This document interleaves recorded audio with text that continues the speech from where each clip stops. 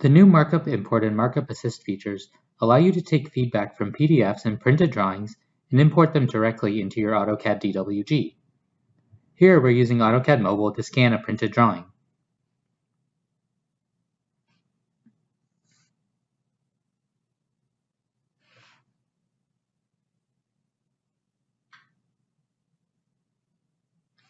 The imported feedback is brought into AutoCAD as a trace layer. You can edit the opacity as needed.